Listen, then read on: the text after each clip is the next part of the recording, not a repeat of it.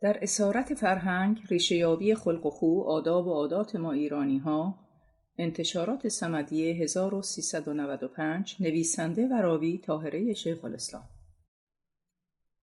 بخش اول از باب دوم، نکته‌ها، گفتگوها و مشاهدات در رابطه با میهمان نوازی، دست و دلبازی، تعارف و آبروداری. AvageBook.wordpress.com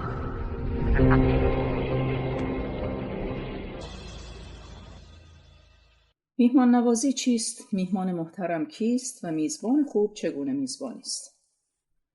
مهمان نوازی پدیده است که معمولاً با مقدار و تعداد غذا و نیز با شدت اصرار به مهمان در خوردن آنها مشخص می‌گردد. نام رایج این اصرار تعارف است. در جوامع نابرابر معمولاً میزان نوازش میهمان بستگی به کیستی او و رابطه‌ای که ما با او داریم فرق می‌کند. مثلا میزان و نحوه نوازش رئیس اداره همسر یا مدیر مدرسه فرزندمان فرق خواهد داشت با نحوه نوازش آبدارچی اداره یا فراش مدرسه، و حتی اگر محبتمان نیز جلوه و ظاهر یکسانی داشته باشد، علت یکسانی نخواهد داشت، زیرا که در یکی انگیزه ترس است و نیاز و در دیگری ترحم. در اینجا باید گفت که چرب زبانی و مهربانی سکه‌ای است که روی دیگرش نیاز و آز، و ترحم سکه‌ای است که روی دیگرش تحقیر است. میهمان محترم میهمانی است که به خود زیاد زحمت بلند شدن و حرکت کردن را ندهد، چرا که شاهان و سلاطین و بزرگان نیز حرکت چندانی نمی‌کردند. و میزبان خوب میزبانی است که نگذارد مهمانش کمترین تکانی بخورد و کوچکترین حرکتی انجام دهد. او بایستی به ترتیب ظرف‌های پر از غذا و تنقلات را که گاهی حتی در دسترس مهمانانش روی میز قرار گرفته، یکی پس از دیگری از روی میز برداشته و زیر بینی آنان بگیرد و آنقدر نگه دارد و اصرار کند تا مهمان از آنها برداشته و تناول نماید.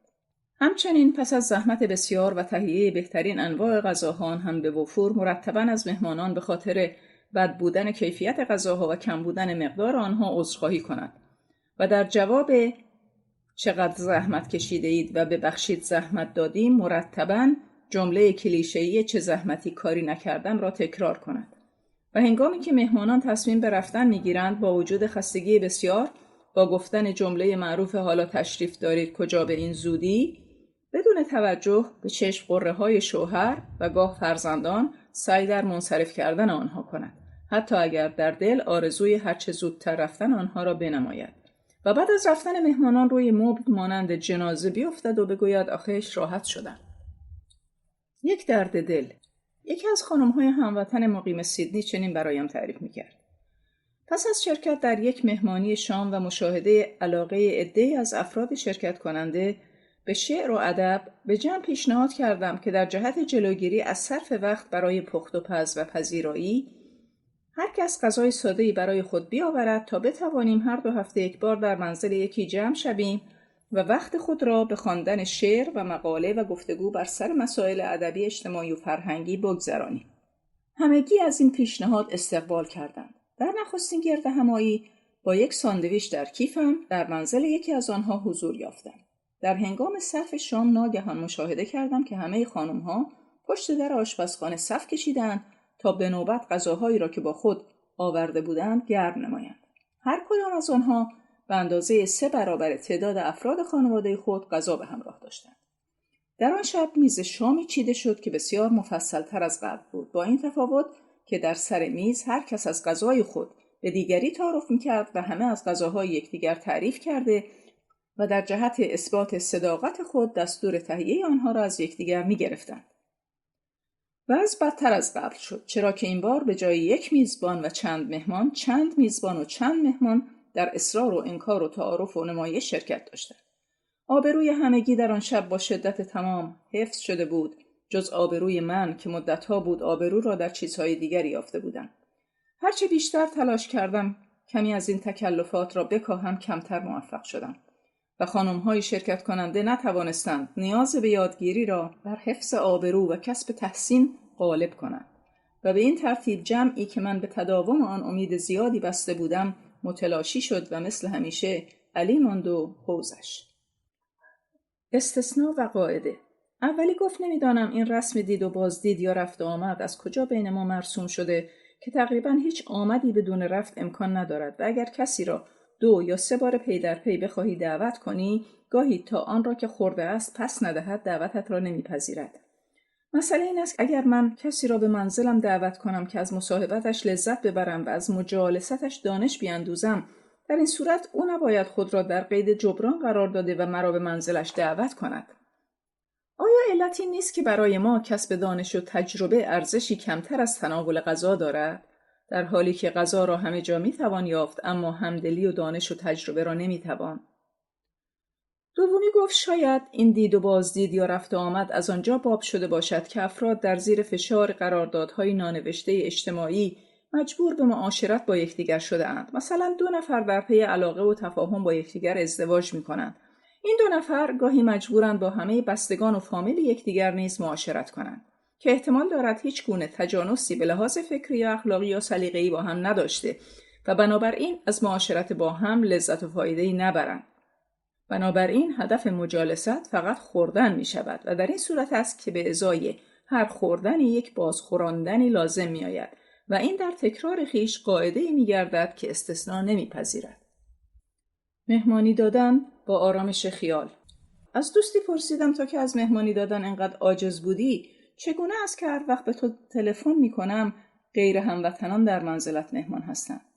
گفت آخر نمیدانی چه لذتی دارد مهمان داشتن و رنج مهمانی دادن را نکشیدن. با کنایه گفتم نکند به آنها گرسنگی میدهی. با لبخندی گفت میدانی فرق مهمان ایرانی و مهمان خارجی در این است که تو با این خارجی ها خیلی خیلی راحتی، به این دلیل که اینها فرهنگ ما را نمیشناسند و به زیر و بم ها و قوانین و کدهای حاکم بر آن آشنا نیستند. برای همین هیچ کاری یا حرکتی با آنها برخورنده نیست. در ضمن به نظر می رسد که برای اینها هم صحبتی و تبادل افکار در درجه اول اهمیت قرار دارد و خوردن و آشامیدن در درجات بعدی. ما در نشست‌هایمان با این خارجی ها بیشتر از کتاب، فیلم، هنر و ورزش و مسائل اجتماعی حرف میزنیم. اما وقتی مهمان ایرانی داریم از چند روز قبل در خانه وضعیت فوق‌العاده اعلام می‌کنیم و به تهیه و تدارک مشغول می‌شویم. پس از آمدن مهمان‌ها باز نمی‌توانیم با خیال راحت بنشینیم و با آنها در آرامش صحبت کنیم، چرا که باید از هر چیزی که تهیه کرده ایم یکی یکی و به نوبت به آنها تعارف کرده و در تمام اوقات با نگرانی از این که نکند به آنان بد بگذرد در رفت و آمد بین آشپزخانه و اتاق پذیرایی باشیم. ضمناً باید با وجود خستگی مفرط جسمی خود را شاد و سرحال و سبکبال نشان داده و مرتباً اعلام کنیم که اصلاً کاری نکردیم و پس از رفتن آنها تا چند روز غذاهای مانده را تناول کرده و غرهای همسر و فرزندانمان را تحمل کنیم. به نظر می رسد که مهمانی دادن برای ما مانند شرکت در امتحانی سخت است با ممتحنانی خردگیر، بی‌رحم، حسود و غرض‌ورز که پس از امتحان قرار است به ما نمره آبرو و شخصیت داده و در مورد خوبی و بدی، کیستی و چیستی من قضاوت کنند و قضاوتشان را به خانواده ما نیز تعمیم داده و به دیگران نیز منتقل کنند. این هاست که منو بسیاری چون من را عاجز کرده است. گفتم پس در حقیقت تو چون نتوانستی رسوم و عاداتمان را عوض کنی، نوع میهمان‌هایت را عوض کردی. راز طول عمر. با چند دانشجوی ایرانی به یک مهمانی که به مناسبت جشن سال نو مسیحی در منزل استاد راهنمایمان برپا شده بود دعوت شدیم. او از انگلستان به استرالیا مهاجرت کرده و خود و همسرش به کار تدریس و تحقیق اشتغال داشتند. وقتی به آنجا رفتیم مشاهده کردیم که حدود 30 نفر دیگر از کارمندان دانشگاه، اساتید و بستگانشان حضور دارند. در کمال حیرت نه تنها داخل منزل چندان لوکس و نونوار نبود، بلکه حتی روی مبلی که روکش آن پاره شده بود را نیز پارچه‌ای نینداخته بودند. حیرت انگیزتر از آن بشقاب‌ها و لیوان‌های یک بار مصرف بود و از آن بهت انگیزتر لباس‌های ساده‌ای که بر تن خود و فرزندانشان بود.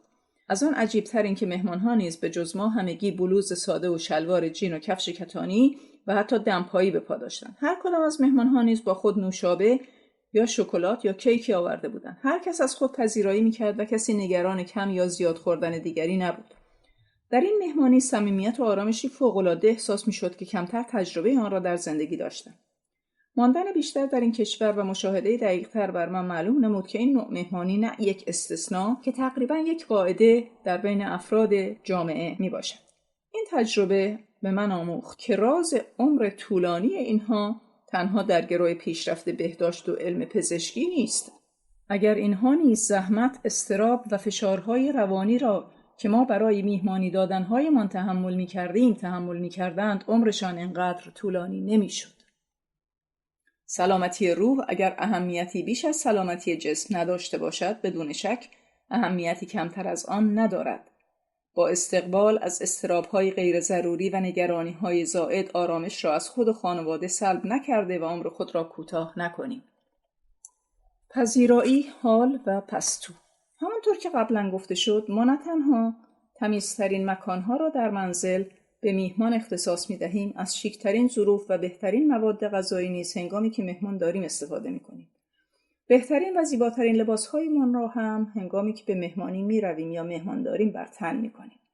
بلکه نمی‌گذاریم چشم مهمانانمان به اتاق نشیمن و به ویژه به پستوهایمان بیفتد. این الگو را نه فقط در سطح فردی و خانوادگی بلکه در سایر سطوح نیز می‌توان دید.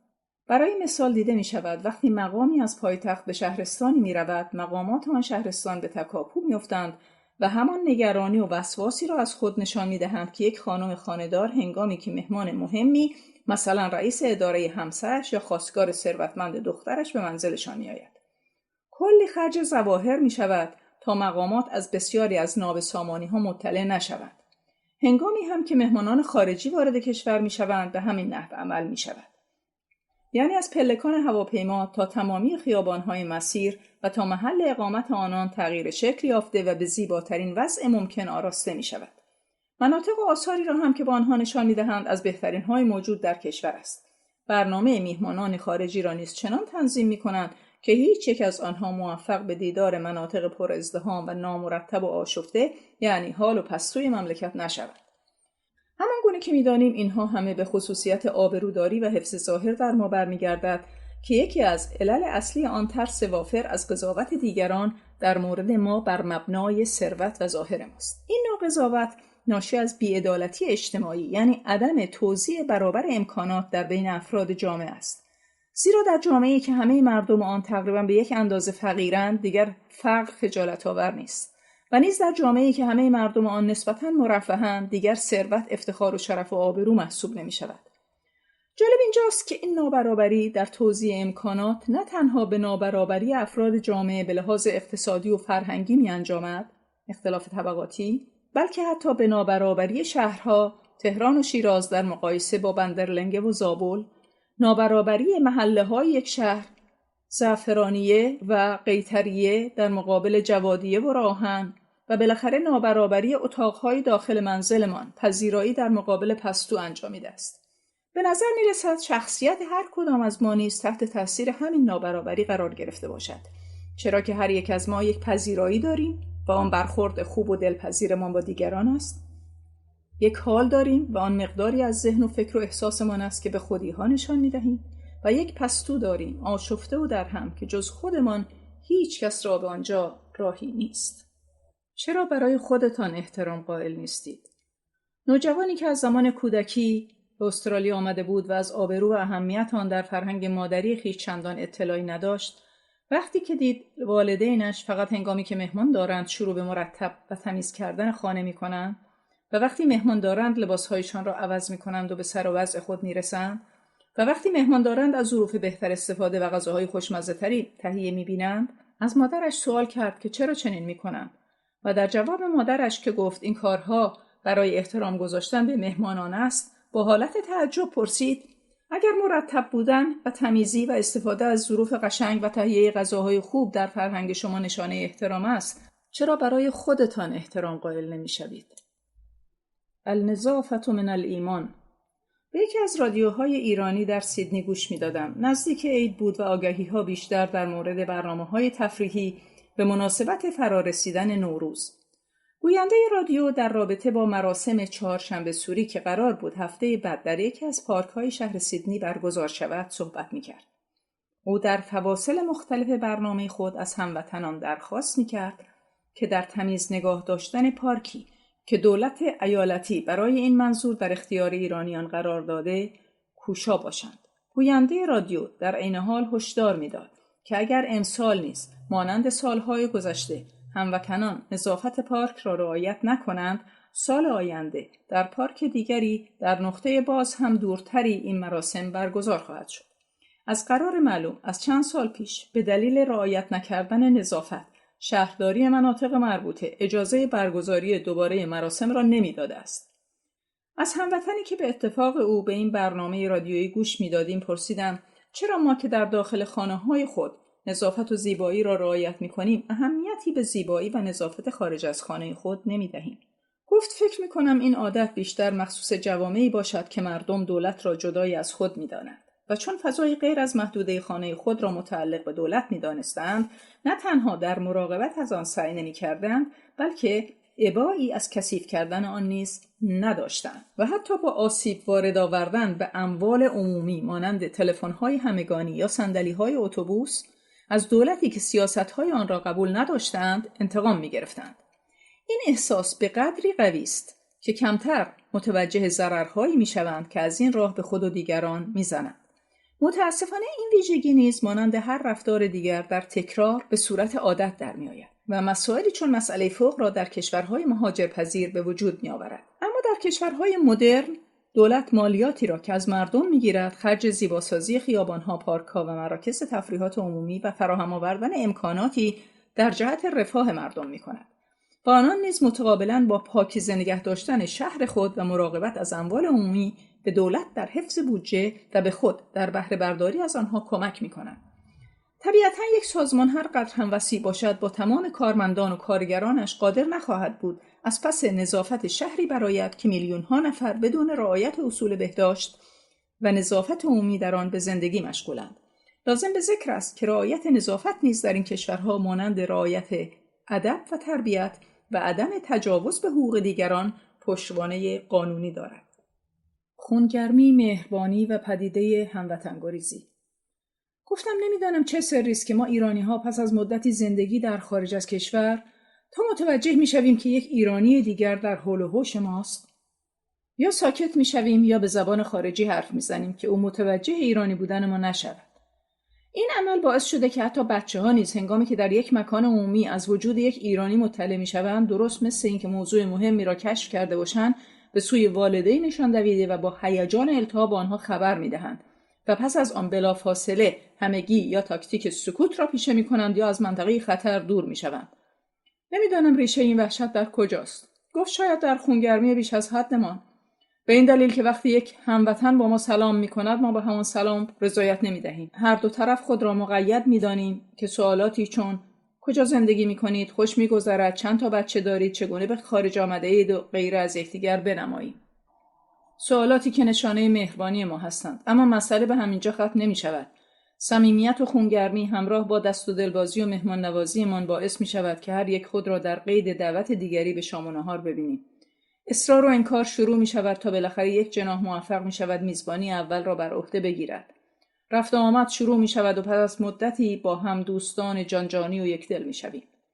در اوایل اگر ناهماهنگی‌های اخلاقی و رفتاری داشته باشیم، یعنی به اصطلاح با هم دیگر جور نباشیم، به دلیل تازه آشنایی و رو در بایستی تحمل و سکوت می‌کنیم. هنگامی که این تحمل از حد گذشت، با توجه به اینکه نمی‌توانیم با یکدیگر به طریق منطقی و اصولی صحبت کنیم، چرا که هیچ یک از دو طرف تاب شنیدن نازکتر از گلی را نداریم، ناگهان به تیپ هم میزنیم و جیک و پوک همدیگر را روی دایره میریزیم و دشمن خونی یکدیگر میشویم. به طوری که اگر پس از آن بر حسب تصادف یکدیگر را در خیابان دیدیم راهمان را کج میکنیم و به اصطلاح سایه همدیگر را با تیر میزنیم. یعنی یا رفیق شفیقیم و یار غار یکدیگر، یا اگر این رفاقت به هم خورد دشمن خونی یکدیگر میشویم. بسیاری از ما در خارج از کشور حداقل یک تجربه از این نوع را داریم. با توجه به اینکه همه ماجرا از همان یک سلام علیک شروع می شود، بهتر می بینیم که از همانجا جلویش را بگیریم و به این دلیل است که از محل حادثه به سرعت دور می شویم. دست و دلبازی. هر محبت که به عوض بود محبت نبود که چون عوض برخیزد محبت برخیزد. شیخ فریدالدین عطار، تذکرة الاولیا. پس از صرف شام در یک رستوران ایرانی، صاحب رستوران با گفتن مهمان باشید صورت حساب را روی میز گذاشت. ناگهان همه دوستانی که سر میز بودند دستانشان را به طرف صورت حساب بردند و اصرار برای پرداخت پول از هر طرف، آن هم با صدای بلند شروع شد. تنها خارجی که در جمع ما بود متعجب از این همه هیاهو از من پرسید که چه اتفاقی افتاده و مسئله چیست. وقتی برایش توضیح دادم هر کس اصرار دارد که صورت حساب را بپردازد، با شگفتی سوال کرد که چرا هر کس سهم خود را نمی‌دهد. هموطنی که در طرف دیگر او نشسته بود با غرور گفت آخر فرهنگ ما با شما فرق دارد. خارجی که گویا قبلا از این گونه صحنه‌ها دیده بود گفت اصولاً به چه دلیل کسی باید پول غذای دیگری را بدهد؟ البته اگر طرف مقابل استطاعت مالی نداشته یا احیانا پولی به همراه نیاورده باشد این کار بسیار انسانی و پسندیده است.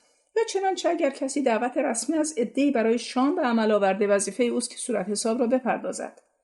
در غیر این صورت آن کس که اصرار در پرداخت پول غذای دیگران را دارد یا می‌خواهد ثروت خود را به رخ بقیه بکشد یا دست و دلبازی بیشتر خود را و یا اینکه می‌خواهد آنان را مدیون خود کند. کسانی هم که این نوع بخشش‌ها را قبول نمی‌کنند حق دارند، چرا که نمی‌خواهند زیر دین بروند و سپس مترصد فرصتی گردند که این عمل را جبران کنند.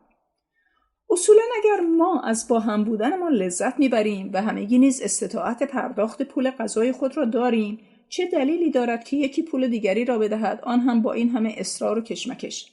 اگر هم قرار باشد هر کسی به نوبت صورت حساب جمع را بپردازد که باز نتیجه فرقی نمی‌کند. حرفهای این خارجی چون آب سردی بود که بر بدنهای تبداری ریخته شد. به احترام او بحث و کشمکش خاتمه یافت و هر کس با رضایت پول غذای خیش را پرداخت. در راه برگشت با هر یک از هموطنان که صحبت کردم متوجه شدم که همه در دل آرزوی روزی را می‌کنند که ما نیز بتوانیم از دست این گونه مسائل وقتگیر بی ثمر و اعصاب خرد کن رها شویم. پیش قدم شدن در ترک عادات و آداب کهنه‌ای که در کوتاه مدت لذت بخش و در دراز مدت آزار دهنده هستند به شهامت نیاز دارد. مطمئن باشید اگر شما شروع کنید دیگران نه تنها به تدریج با شما همگام خواهند شد که شما را به خاطر نجاتشان از این اسارت فرهنگی دعا خواهند نمود. گفت این نگه داشتن حرمت نان و نمک با قضیه مهمان نوازی و دست و دلبازی ما اصلاً همخوانی ندارد. پرسیدم چطور؟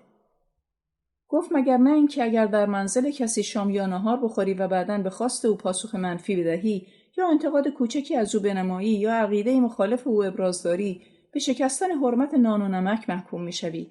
کسی که این توقع را دارد چگونه میتواند خود را دست و دلباز بداند؟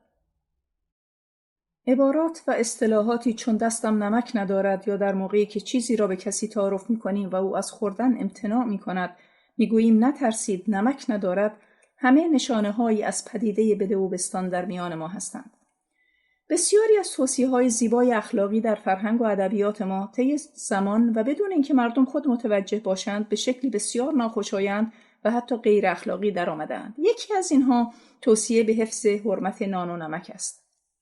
بدون شک در جامعه‌ای فقیر یکی از شایسته‌ترین و انسانی‌ترین کارها می‌توانسته سیر کردن گرسنه‌ای باشد. توصیه اخلاقی به افرادی که مورد این گونه محبت قرار می‌گرفتند این بوده است که به خاطر نان و نمکی که خورده‌اید و به خاطر شبی که شما یا فرزندانتان سر گرسنه بر بالین نگذاشته اید به کسی که شما را تغذیه کرده است بی‌ادبی، بدزبانی و توهین نکرده و در مورد آنان ناجوانمردی روا مدارید. این مسئله نه تنها در مورد غذا که در مورد هر محبت و خدمت دیگری نیز در هر زمان و مکان دیگر صادق است.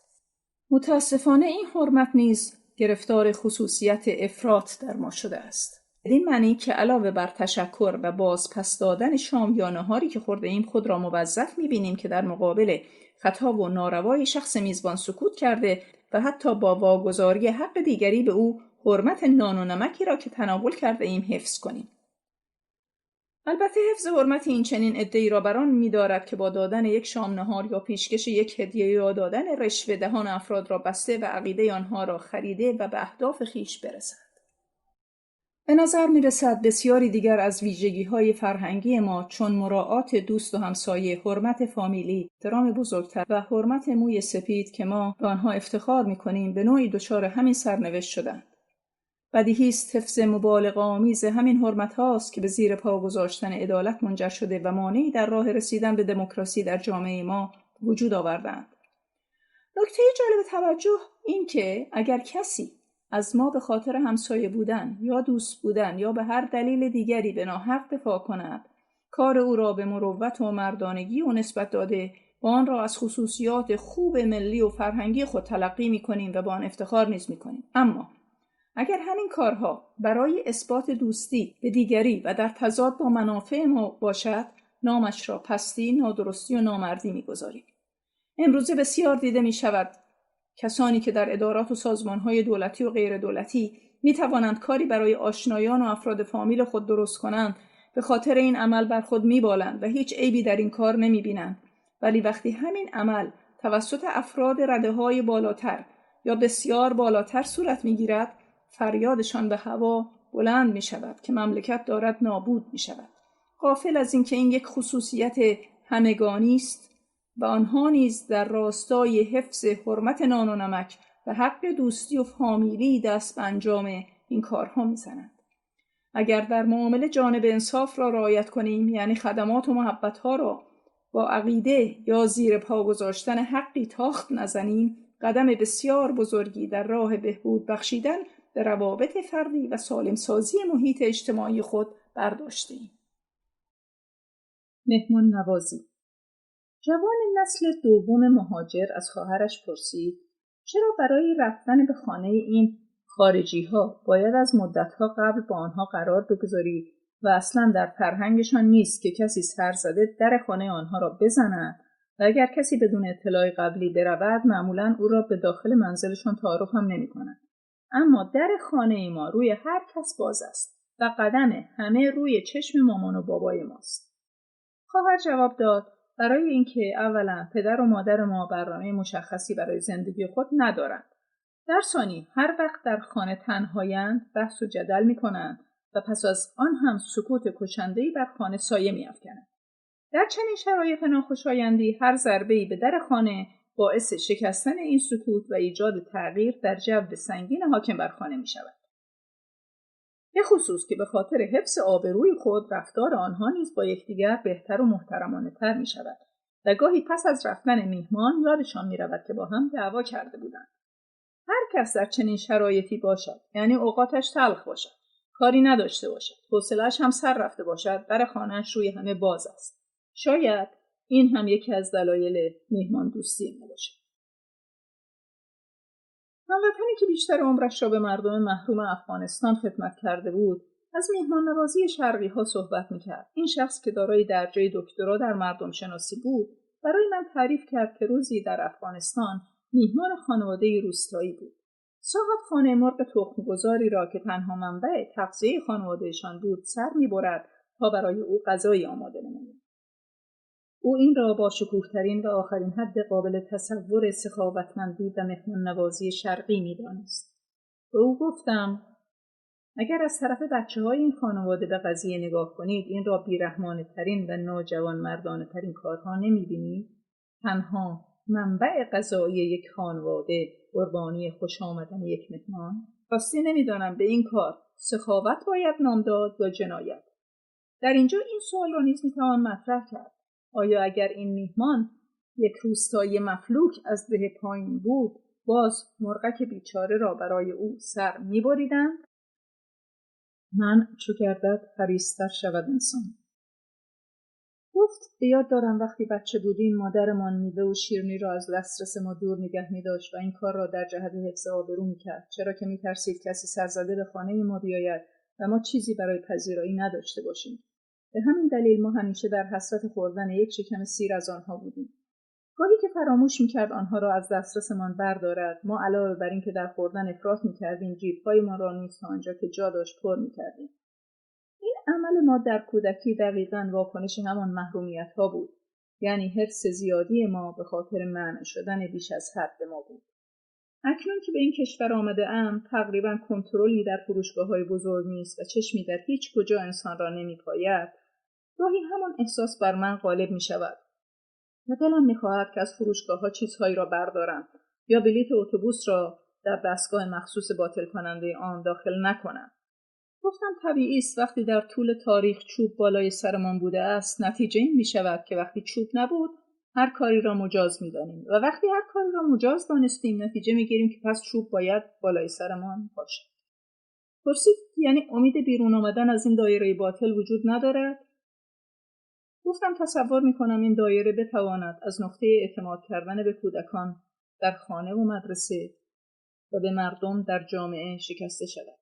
البته این اعتماد به مردم باید با فراهم آوردن حداقل امکانات برای یک زندگی معقول همراه باشد. بدیهی است که بهایش را نیست که سوء استفاده‌های احتمالی از این اعتماد است تا مدتی باید بپردازیم. فراموش نیز نکنیم که اینها نیز یک شبه به این درجه از درستکاری نرسیدند. اجرای جدی قانون، داشتن امنیت اقتصادی و اجتماعی، آموزش و پرورش همراه با سالها تمرین و تکرار باعث بهبود نسبی وضع این جوامع شده است. تعارف یا دروغ. در دانشگاه که بودم، یک دانشجوی خارجی و یک دانشجوی هموطن با من هم اتاق بودند. هر روز حوالی ساعت 11 صبح هنگام چای خوردن، من جعبه خرمایی را که به محل کار خود آورده بودم با آنها تعارف می‌کردم. دانشجوی خارجی یا خرمایی بر می‌داشت و تشکر می‌کرد یا با اظهار تشکر می‌گفت که میل ندارد. اما بین من و این هموطن اصرار و انکار برقرار می‌شد و لحظه‌ها طول می‌کشید تا بالاخره یا او تسلیم شده و خرمایی بر می‌داشت یا من خسته شده و از تعارف دست می‌کشیدم. دانشجوی خارجی مشاهده می‌کرد که من دقایقی جعبه خرما را به طرف این هموطن دراز کرده و جملات تکراری بین ما رد و بدل می‌شود. و بالاخره پس از چند روز مشاهده پی در پی به تصور اینکه خرما برای ما میوه مقدسی است و این عمل هر روزه ما نوعی مراسم مذهبی است، از من در مورد چگونگی و علت تاریخی این مراسم سوال کرد و اینکه در عبارات تکراری ما چه دعایی یا چه حرفی را با هم رد و بدل می‌کنیم. به او گفتم که این یک آیین مذهبی نیست، بلکه یک رسم اجتماعی است و برایش توضیح دادم که هر بار من از این هموطن خواهش می‌کنم خرمایی بردارد و او بر نمی‌دارد و میگوید که میل ندارد، چرا که می‌داند این یک عادت فرهنگی است و من چه مایل باشم و چه نباشم برای نشان دادن محبت و سخاوت این کار را می‌کنم. من هم که از صمیم قلب می‌خواهم که او بردارد، به او میگویم تعارف نمی‌کنم، اما او که هنوز از خواست من مطمئن نیست از من می‌خواهد که تعارف نکنم. من که باز نمی‌دانم او میل به خرما دارد یا تعارف می‌کند، به او میگویم که تعارف نکند. این مسئله اونقدر ادامه پیدا می‌کند تا یکی از ما دو نفر خسته و تسلیم می‌شویم. خارجی پرسید بالاخره وقتی او خرما را برمی‌دارد شما مطمئن هستید که دلش می‌خواسته یا اینکه به خاطر اصرارها و فشارهای شما تسلیم شده؟ و اگر بر نداشته واقعا دلش نمی‌خواسته؟ گفتم خیر، نمی‌دانم. پرسید او از کجا می‌فهمد که شما واقعا می‌خواستید که او بردارد؟ پاسخ دادم او هم نمی‌تواند بفهمد. سپس پرسید با توضیحاتی که شما دادید می‌توان گفت که تعارف یعنی دروغ، چرا که شما پشت سر هم به او میگویید که دروغ نمیگویید و او باور نمی‌کند و بعد شما به او میگویید که دروغ نگوید و او هر بار به شما اطمینان می‌دهد که دروغ نمیگوید اما شما باور نمی‌کنید. من پس از کمی تفکر با شرمندگی گفتم به نظر می‌رسد که چنین باشد. اگر هر تعارفی را که به ما می‌شود قبول کنیم، خواه خودکار تمام طلای کسی باشد به لحظه‌ای برای یک امضا به ما داده شده و خواه یک سیگار حتی اگر سیگاری نباشیم، آنانی را که در تعارفشان صادقند خوشحال کرده و آنانی را که این کار را از سر عادت می‌کنند در ترک این عادت کمک کردیم و بدین وسیله قدمی در راه سالمسازی جامعه خویش برداشتیم. رودربایستی و آبروداری. رودربایستی نوعی احساس شرم و نگرانی در برابر افرادی است که از نظر شخصیت و احترام بر مبنای معیارهای پذیرفته شده در جامعه از ما بالاتر هستند. بدیهی است در جایی که ثروت معیار احترام است، مردم معمولاً در مقابل ثروتمندتر از خود رودربایستی دارند و برای کم کردن نگرانی و شرم خود مجبور به انجام اعمالی در جهت کتمان فقر خود می‌گردند. این اعمال آبروداری نام دارد. از نخستین نشانه‌های دارندگی می‌توان از نوع و میزان مواد غذایی در منزل نام برد و سپس هر آنچه که به چشم بیاید مانند لباس، ماشین، جواهرالات، سرویس‌های غذاخوری، مبل، میز، منزل و غیره. اگر توجه کرده باشید اصطلاح آبرومندانه وقتی به کار می‌رود که در کاری که انجام شده، خواه جشن تولد، نامزدی، ازدواج باشد یا مراسم خاکسپاری، ختم، سوم، چهلم، هفتم و هر چیز دیگر، پول فراوان خرج شده و بریز و بپاش در حد اعلا صورت گرفته باشد. این رابطه ناسالم دارندگی و مصرف زدگی تنها به اسراف‌های این چنین مربوط نمی‌شود، بلکه مصرف بی‌رویه آب و برق را نیز شامل می‌شود که به همه ملت تعلق. روشن گذاشتن چراغ‌های اضافی در منازل، بازگذاشتن کولرها در تابستان و شوفاژها در زمستان وقتی که کسی در منزل نیست باعث کمبود انرژی در سایر نقاط محروم کشور می شود که حتی می تواند به خسارات جانی بیانجامد. توجه مسئولان را در اینجا به این نکته جلب می کند. تا زمانی که در ذهنیت مردم ما ارتباط این چنین تنگاتنگ بین دارندگی و برازندگی وجود دارد، نمیتوان آنها را به صرفه‌جویی در مصرف منابعی که متعلق به تمامی مردم یک کشور است واداشت. برای موفق شدن در این امر به روشنگری همه جانبه در زمینه‌های فرهنگی نیاز داریم. حفظ آبرو باعث رشد ویژگی‌های ویرانگری چون رقابت، حسادت و چشم و همچشمی شده و آسایش و آرامش روانی افراد و جامعه را مورد تهدید قرار داده است. در اینجا به خصوص روی سخنم با خانم هاست که خیلی بیشتر درگیر این رسوم و عادات و آدابند و آنها را چون آیه‌های منزلی می‌دانند که امکان یا امید تغییری در آنها نیست و نه تنها تلاشی در جهت رهایی خود از این قید و بندها نمی‌کنند، بلکه با نکته‌بینی‌ها و حساسیت‌های خود به شدت و حدت آن نیز می‌افزایند. بدیهی است در جامعه فقیر و مرد سالار زنان مجال رشد چندانی نمی‌یابند و عده‌ای نیست که به غلط بودن این رفتارها آگاه شده‌اند و درد این زنجیرها را بر گرده روح و روان خویش حس می‌کنند، جرأت شنا کردن در خلاف جهت آب را ندارند. بسیاری از زنان ما هنوز از اینکه سادگی در لباس پوشیدن نشانه شلختگی، عدم استفاده از زیورآلات نشانه بی‌سلیقگی، ساده برگزار کردن مهمانی نشانی از عدم توانایی در پختن غذاهای متعدد و تعارف اصرار نکردن نشانی از بی‌احترامی و نشانه نداری و بی‌آبرویی تلقی شود می‌هراسند. این نکته قابل ذکر است. آنچه را که ما اکنون بر خود، بر خانواده و بر دیگران در زیر پوشش آبروداری و احترام تحمیل می‌کنیم، نه ربطی دیگر به سیستم‌های حکومتی ما دارد و نه رد پای ابرقدرت‌ها را در آن دیگر می‌توانیم. مهربانی و سخاوتمندی، غذای لذیذ، زیبایی و آراستگی و همه چیزهای خوب و زیبا و دلپذیر خوبند، به شرطی که آرامش و آسایش را از زندگی ما نگیرند و آگاهانه و خودجوش باشند، نه به خاطر برآورده کردن توقع دیگران یا ترس از حرف مردم یا خودنمایی یا به خاطر منفعت، مصلحت و یا از روی عادت. معیارهای اندازه‌گیری آبرو. منزلشان را تازه عوض کرده بودند که روزی در یک مکالمه تلفنی به من گفت: این چه گرفتاری است که ما داریم؟ هموطن در غربت باید باعث خوشی و آسایش آدم باشد، اما چرا ما خواسته و ناخواسته در جوار هموطنان آرامشمان را از دست می‌دهیم؟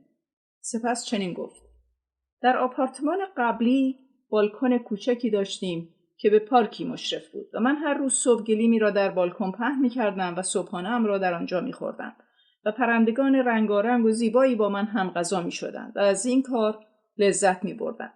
این آپارتمان جدید نیز بالکنی دارد، اما همسرم دیگر اجازه نمی‌دهد من صبحانه‌ام را در آنجا بخورم و من که در این کشور غریب نه فرزندانم را در کنار خود دارم نه نوه‌ای که سرم را گرم کند، از این یک دلخوشی نیز محروم شدم.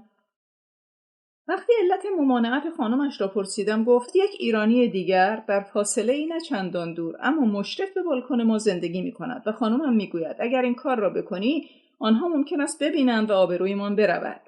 این هموطن میان سال سپس آهی کشید و گفت شما را به خدا از مردم بپرسید ما با این همه آبروداری کجا را گرفته ایم و چه گلی بر سر بشریت زده ایم. بپرسید ما با این همه آبروداری در کشور این بی آبروها که صبحانه و نهار شامشان را هر کجا که عشقشان کشید میخورند چه میکنیم؟ چرا در اینجا آبرو بیشتر به خاطر دروغ و خیانت و نادرستی و تظاهر میرود، اما بسیاری از ما برای حفظ آبرو از این ابزارها استفاده میکنیم؟ چرا؟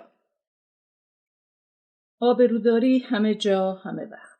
متعجب بود که چرا وقتی هر خانواده ایرانی به تنهایی به دامن طبیعت میرود به اندازه خودش غذا و تنقلات برمی‌دارد، اما همین که قرار شد با خانواده یا افراد دیگری همراه شود، ناگهان احساس می‌شود که آبروها همه در مخاطره قرار می‌گیرند و برای حفظ آن احساس میزبانی و نشان دادن دست و دلبازی و میهمان نوازی به هر یک دست می‌دهد. و این است که هر خانواده چند برابر نیاز خود غذا و نوشابه و تنقلات با خود می‌آورد و هر یک خود را ملزم می‌بیند که به دیگری تعارف کند و از یکدیگر پذیرایی کند. این هموطن می‌پرسید آیا می‌آید روزی که ما با یکدیگر راحت باشیم، روزی که از همصحبتی یکدیگر لذت ببریم بدون اینکه نگران اثبات مهربانی و دست و دلبازی و میهمان نوازیمان باشیم. آبرو، آبی که هیچگاه تمام نمی شود. مادر 70 ساله‌ام را که به دیدنم آمده بود با خود به تماشای قسمت‌های دیدنی شهر سیدنی برده بودم. در کنار پلکان فروشگاهی در وسط یک خیابان شلوغ، مادرم در حالی که خسته شده بود گفت کاش میشد جایی بنشینیم و خستگی در کنیم. گفتم همینجا کمی مینشینیم. گفت خوب نیست، آبرویمان میرود. گفتم نه مادر، اینجا آبروی کسی از نشستن نمیرود. پس از مدتی هوس چای کرد. به من گفت مادر، هر وقت به یک قهوه‌خانه خانوادگی آبرومند رسیدیم بشینیم و یک چای بخوریم. گفتم همه قهوه‌خانه‌ها در اینجا آبرومندانه و خانوادگی است. گفت مطمئنی؟ گفتم آری مادر، نگران نباش. و در کافه نشستیم و چای خوردیم. پس از مدتی گشت و گذار و صرف نهار، مادر که خسته شده بود گفت چقدر خوب میشد اگر میتوانستیم کمی روی چمن‌ها و زیر گرمای مطبوع آفتاب بنشینیم و خستگی در کنیم. گفتم نه تنها میتوانی بنشینی که میتوانی دراز هم بکشی. گفت زشته است، آبروی ما میرود. به او گفتم که نگاهی به اطراف بیاندازد. همه از پیر و جوان و زن و مرد و کودک در روی چمنها نشسته بودند. بعضی‌ها دراز کشیده بودند و هیچ کس توجهی به کس دیگر نداشت. ما نیز چنان کردیم. آن روز بسیار دلپذیری برای هر دوی ما و به خصوص برای مادر بود که اوقات بیشتری از زندگیش را در محدوده تنگ باید و نبایدها زیسته بود. مادر در تمام مدت گشت و گذارمان با آه کشیدن‌های ممتد این شعر را زمزمه می‌کرد. بهشت آنجاست کازاری نباشد، کسی را با کسی کاری نباشد. اما چیزی در تمامی آن روز ذهن مرا به خود مشغول کرده بود و آن این بود که اگر هموطنی ما را دیده باشد دیگر آبرویی برایمان نمانده است. آبرویی که همیشه و به خاطر انجام بسیاری از کارهای معصومانه و معمولی در جامعه ما می رود. اما باز جای شکر دارد که با وجود رفتن مدام هیچگاه تمام نمی شود. از ماست که بر ماست. گفتم در این چند سالی که اینجا زندگی کردم هیچ کس را ندیدم که به خاطر کس دیگری، چه مهمان، چه همکار اداره یا حتی رئیس و وزیر دست پاچه شود و سؤال نگران کننده ملی فرهنگی و تاریخی رایج در جامعه ما، یعنی آخ چه کنم، را از خود بپرسد. خانه و زندگی و سر و وضعشان هیچ ربطی به آبرویشان ندارد. اگر شلخته هستند و زندگیشان ریخت و پاش است، اگر غذا و میوه به اندازه کافی در خانهشان نیست، اگر لباسشان مرتب و شیک نیست، همه اینها فقط به خودشان مربوط است. نه به یکدیگر کج نگاه می‌کنند و نه به خاطر این چیزها پشت سر یکدیگر حرف می‌زنند و نه در مورد یکدیگر قضاوت می‌کنند. حتی سلام و احوالپرسی و خداحافظی نیز از اهمیت آنچنانی برخوردار نیست. به این معنا که اگر کسی در یک جلسه یا یک مهمانی با دیگری چه دوست چه آشنا سلام و خداحافظی و احوالپرسی نکرد، نه کسی میرنجد، نه کسی به خاطر این چیزها ذهن و وقت خود را درگیر می‌کند. خلاصه اینکه اینها مانند ما انقدر مته به خشخاش نمی‌گذارند. گفت یعنی می‌خواهی بگویی که اینها همه‌شان مانند افراد یک خانواده‌اند؟ یعنی خانه‌ای دارند به وسط کشورشان. گفتم چطور؟ گفت آخر ما وقتی در خانه خود و بین افراد خانواده خود هستیم دچار هیچ فشاری نیستیم و احساس نگرانی از سر و وضع و ریخت و پاش خود نداریم. به هم تعارف نمی‌کنیم، هر کس هر چه بخواهد می‌خورد، رو در رویستی نداریم و وقتی به خانه میاییم یک سلام و وقتی میرویم یک خداحافظی داریم. اگر هم مثلا صبح که به مدرسه یا سر کار میرویم از خواهر یا پدرمان که در جای دیگری از خانه مشغول از خداحافظی نکردیم، آسمان به زمین نمیآید و مسئله ایجاد نمی‌شود. بسیاری از قل و زنجیرهای اجتماعی که بر پای روح و روان ما بسته شده و آسایش و آرامش را از ما سلب کرده، نه ساخته سیستم حکومتی است و نه ارتباطی به سلطه ابرقدرت‌ها و امپریالیسم دارد، بلکه ما خود آنها را بر پای یکدیگر بسته ایم و هیچ کس جز خود ما قادر به باز کردن آنها نخواهد. آبروداری ملی. پس از شنیدن آمار خودکشی در استرالیا رو به من کرد و گفت باز جای شکرش باقی است که اگر ما این رفاه و امنیت اقتصادی و آزادی‌های سیاسی و اجتماعی را نداریم، اقلاً خودکشی و اعتیاد و از این دست مسائل را کمتر داریم. گفتم نداشتن آمار صحیح از میزان دزدی و جنایت و خودکشی در بعضی جوامع دلیل بر عدم وجود آنها در این جوامع نیست. فرهنگ آبروداری و حفظ ظاهر در بعضی از جوامع باعث می شود که چه در سطح خانواده چه در سطح جامعه از برملا شدن این گونه حوادث جلوگیری شود و کمترین بهره این کتمان واقعیات این است که من و تو به این باور برسیم که اگر از امنیت و عدالت اجتماعی محرومیم در عوض از معنویت بالاتری برخورداریم. بهای سنگین برای حفظ آبرو. در یک گردهمایی دوستانه بودیم. از اخبار تلویزیون استرالیا تظاهرات عده‌ای از خانواده‌های انگلیسی همراه با کودکان و نوجوانانشان علیه سوءاستفاده‌های جنسی از کودکان پخش می‌شد. یکی از هموطنان گفت واقعاً که این خارجی‌ها گندش را درآوردند و من از همین چیزهاست که از غرب نفرت دارم. چگونه با داشتن این گونه مسائل و به خصوص نشان دادن آن در اخبار تلویزیون خود را پیشرفته می‌دانند. نمی‌دانم چرا اینها این گونه آبروی خود را در دنیا می‌برند. هموطن دیگری گفت اتفاقاً من برعکس شما فکر می‌کنم و تصورم بر این است که این هم یکی از نمودهای پیشرفت یک جامعه است که تلویزیون دولتی به رسالت خود که آگاه کردن مردم از آنچه که در جامعه می‌گذرد عمل می‌کند. پخش این گونه برنامه‌ها باعث می‌شود که هم نوجوانان و کودکان از خطراتی که تهدیدشان می‌کند آگاه شوند و هم مردم بیشتر مراقب کودکان و نوجوانانشان باشند و افراد بیگناه دیگری قربانی عده‌ای افراد ناسالم نشوند. در حالی که در بسیاری از جوامع غیر پیشرفته یا در حال رشد چه بسیار کودکان و نوجوانانی که مورد سوء استفاده جنسی قرار می‌گیرند، اما ترس و پنهانکاری گسترده‌ای که هم در افراد و هم در خانواده‌ها وجود دارد، باعث می‌شود که نوجوانان جرأت ابراز آن را به والدینشان ننمایند و والدین نیز در صورت آگاه شدن به خاطر حفظ آبروی خانوادهشان آن را با مراجع ذی‌صلاح مطرح نکنند. و حتی مراجع ذی‌صلاح نیز در صورت آگاه شدن به دلایل دیگری مردم را از آن بیخبر نگه دارند. این آبروداری یا پنهانکاری همگانی باعث می‌شود که خطاکار به انجام کار خطای خود ادامه دهد و قربانیان بیشتری از جامعه بگیرد. شهامت و فداکاری افرادی که از آبروی خود گذشته و می‌گذرند و این گونه خطاکاران را به جامعه معرفی کرده و می‌کنند، ضامن امنیتی است که شهروندان جوامع پیشرفته از آن بهره مندند. فقط به خاطر حفظ آبرو. خانمی میگفت همسرم همیشه از طریق داد و فریاد به تمام خواسته‌های نابجای خود در زندگی رسید. هر چه میخواست اگر انجام نمیدادم فریاد راه میانداخت و من به خاطر کوچک بودن خانه و ترس از اینکه صدای او بیرون رفته و آبروی ما جلوی همسایه‌ها برود به او تمکین میکردم. غافل از اینکه با این کار خود نه تنها او را در کارهای ناشایستش حمایت کردم، بلکه ترس و تمکین را به دخترانم و حقانیت فریاد و زورگویی را به پسرانم آموختم. آبروداری در فراسوی مرزها. فیلمی از یک فیلمساز برجسته ایرانی و برنده جایزه فستیوال کن را از تلویزیون استرالیا به نمایش گذاردند و مثل همیشه فریاد از عده‌ای از ایرانیان مهاجر و دانشجو برخاست که چرا خارجی‌ها همیشه بدبختی‌های ما را نشان می‌دهند. بعضی حتی بر این باور بودند که مخصوصاً به این گونه فیلم‌ها جایزه می‌دهند و در معرض نمایش می‌گذارند تا آبروی ما را در دنیا ببرند. اگر رسالت هنرمند را در درجه اول به نمایش گذاردن مشکلات و مسائل جامعه خویش و در درجه دوم مسائل جهان بدانیم، باید بگوییم در میان غربیان کم نیستند فیلمسازانی که به تهیه فیلم در مورد مشکلات جامعه غرب پرداخته و آنها را به وضوح و روشنی هرچه تمامتر به نمایش می‌گذارند.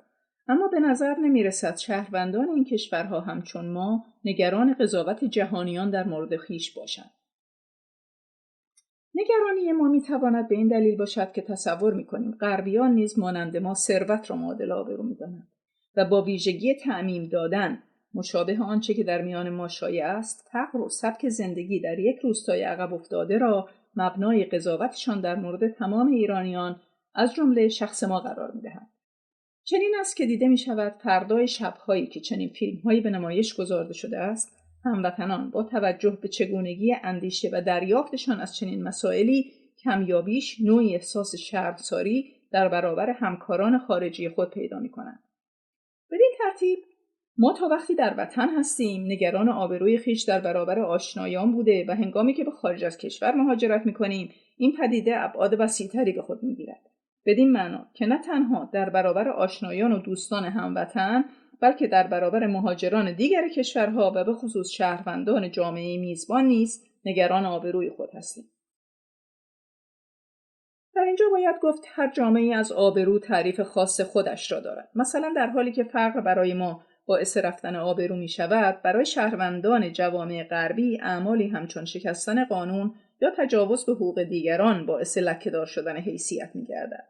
شاید به همین دلیل است که بعضی از هموطنان که با مطرح شدن فقر کشورمان در رسانه‌ها آبرویشان را جلوی جامعه میزبان رفته می‌بینند، در این جوامع قانون شکنی می‌کنند، برای ندادن مالیات دروغ می‌گویند، غیرقانونی بیمه بیکاری می‌گیرند، آشغال و زباله در خیابان‌ها می‌ریزند و اصلاً ارتباطی بین انجام این کارها و آبروی خود نمی‌بینند.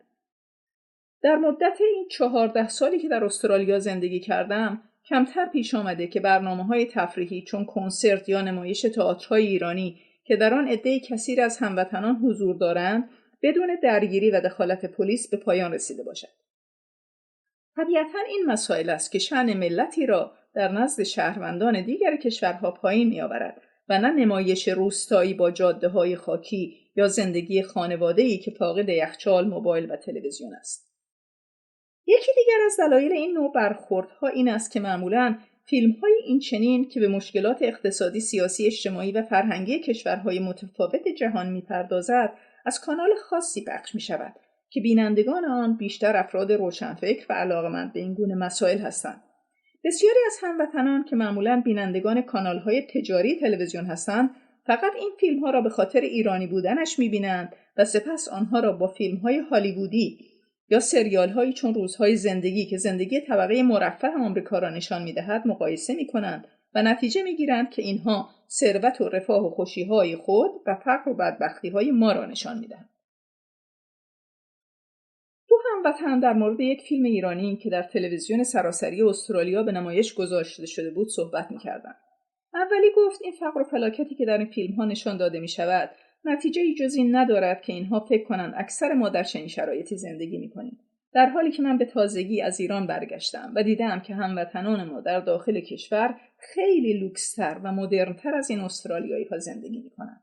خانه‌ها شیک، ماشین‌ها آخرین مدل، استخر و جکوزی مجهز به آخرین سیستم‌های حرارتی، بالاترین مدل‌های کامپیوتر و تلفن‌های همراه در ایران است.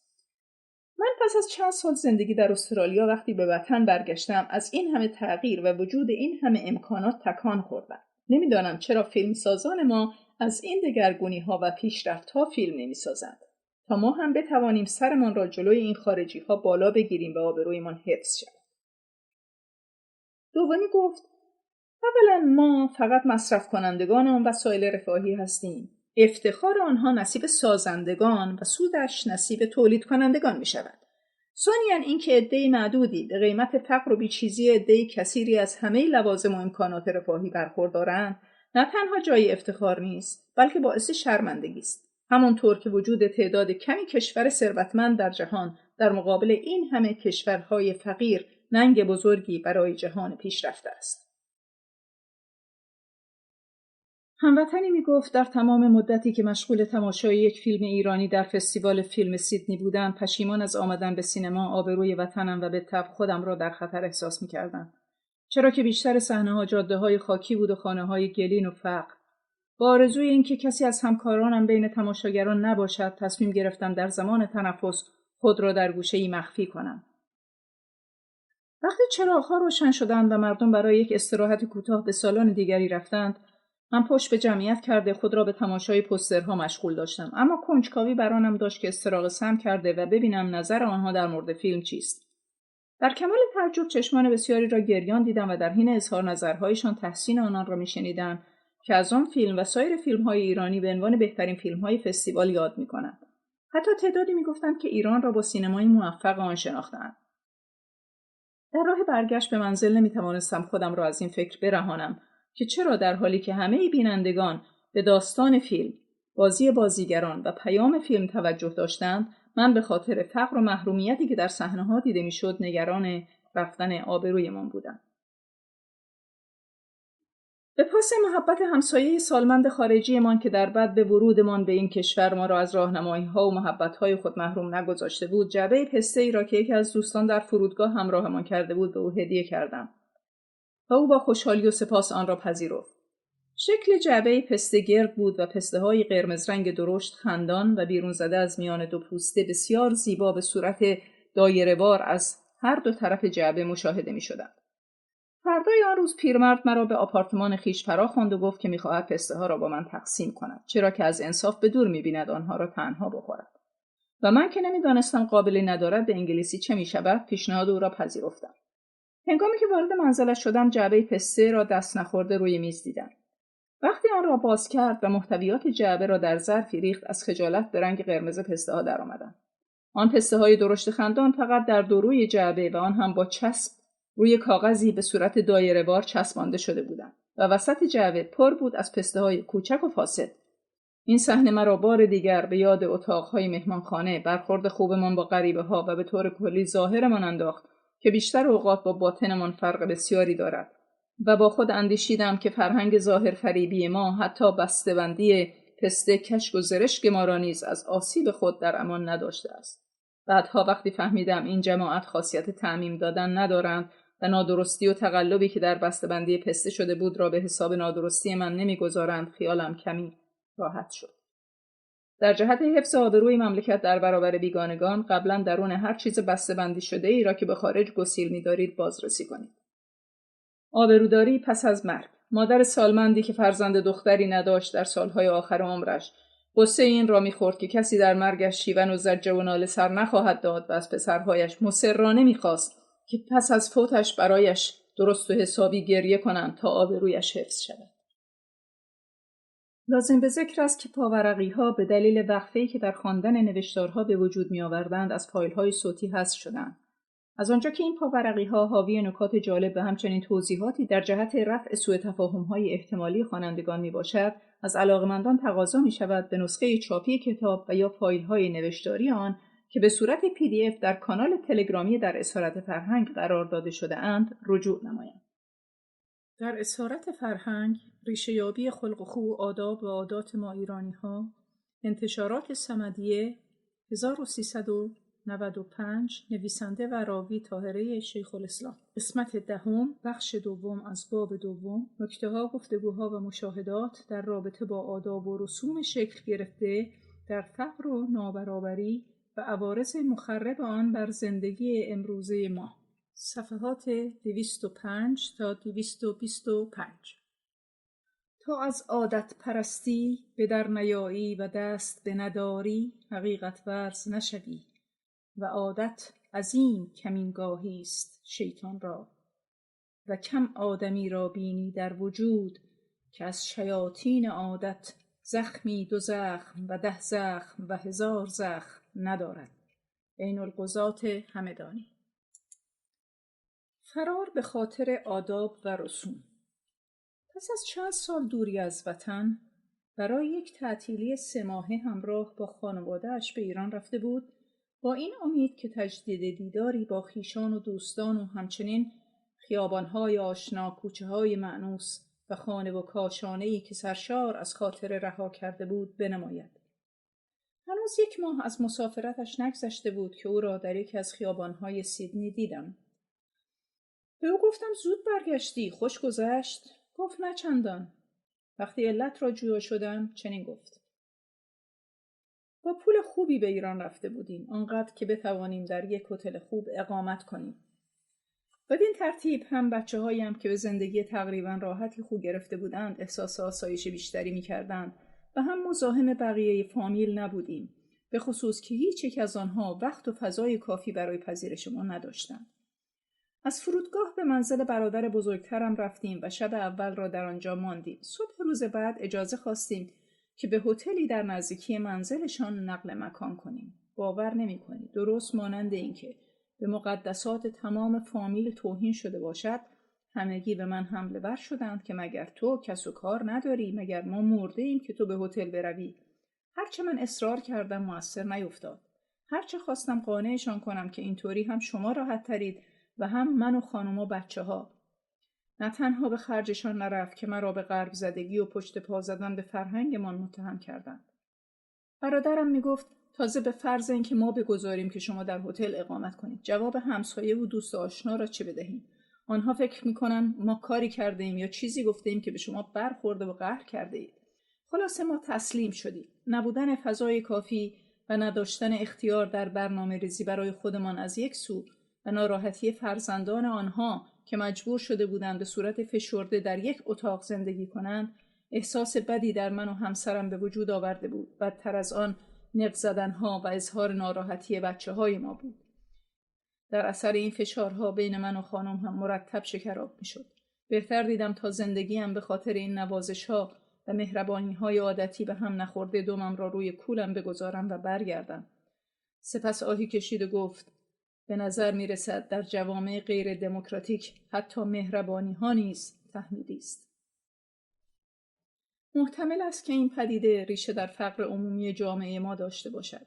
بدین معنا که شرایط نامناسب مادی مسافر و نبودن امکاناتی چون مسافرخانه یا هتل به مردم حکم می‌کرده که حتی با تنگی جا از بستگان و دوستان خود به هر مدت و به هر شکل و به هر قیمتی پذیرایی کنند. این عمل بسیار انسانی و مهرآمیز بوده و هر وقت که چنین شرایطی حاکم باشد بسیار پسندیده است. اما در وضعیتی که میزبان جا و امکانات کافی نداشته باشد، مسافر هم از امکانات مادی خوبی برخوردار بوده و هتل‌های خوب و مناسب هم در اختیار باشد، عقل سلیم حکم می‌کند که میزبان و میهمان رنجی را که نباید و نشاید تحمل نکنند.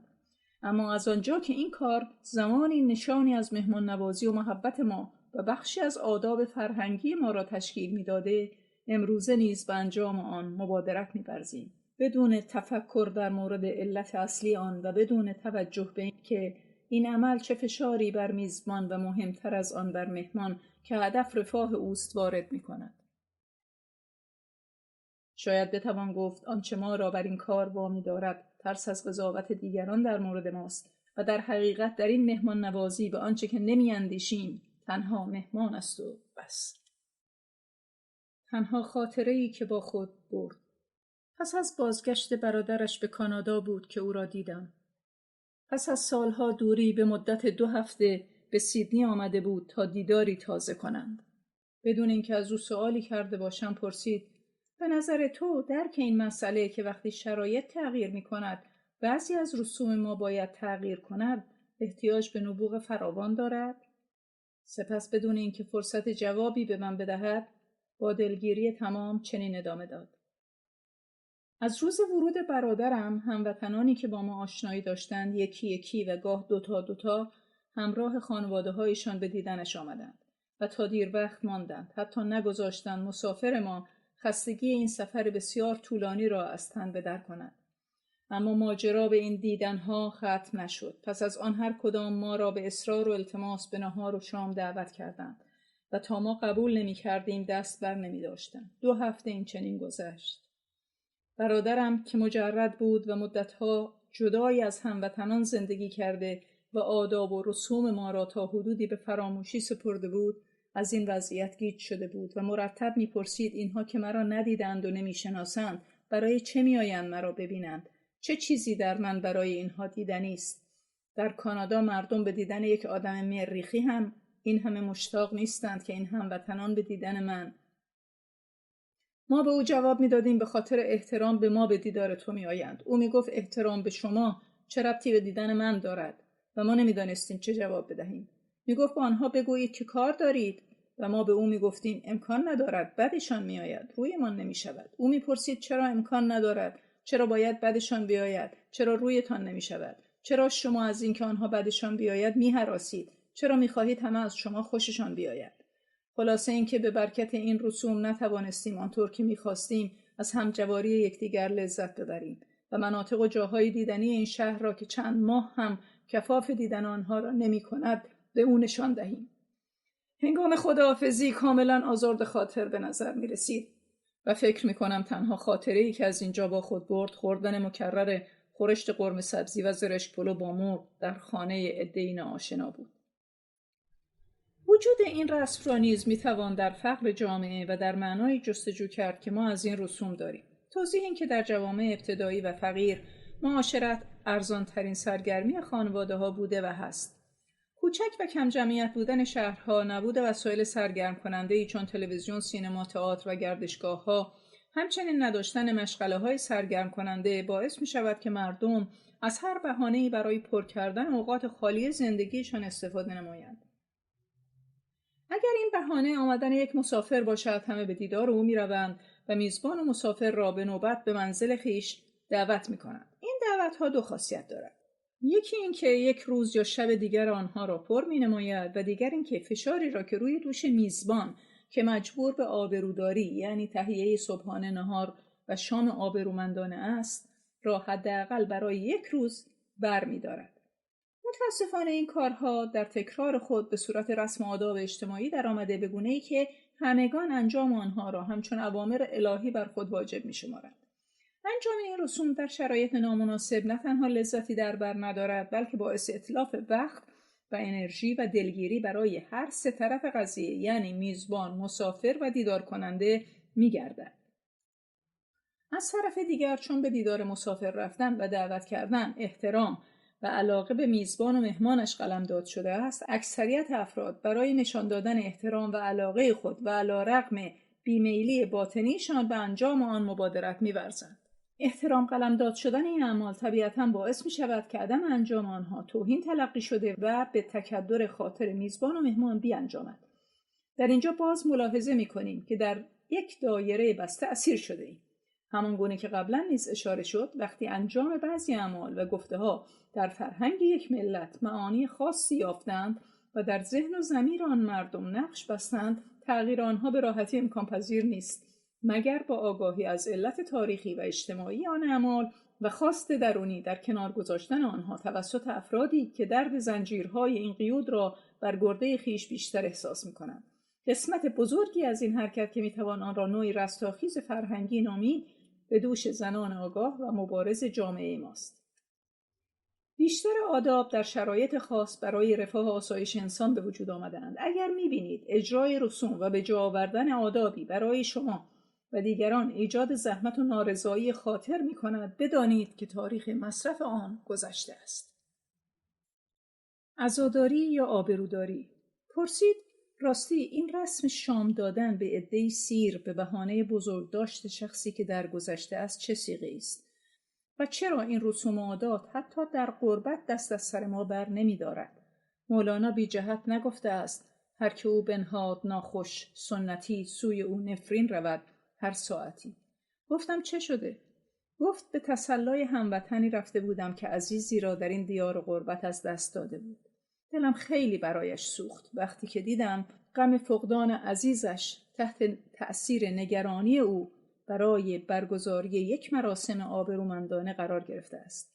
این شخص عزادار با تأثر می گفت که می داند روزی بالاخره بر غم هجران عزیز از دست رفتهش فایق خواهد آمد، اما اگر مراسم آنطور که همه برگزار می کنند و در سیدنی بین ایرانیان مقیم رسم است مفصل نباشد، از دست حرفهای مردم به این زودیها رهایی نخواهد یافت.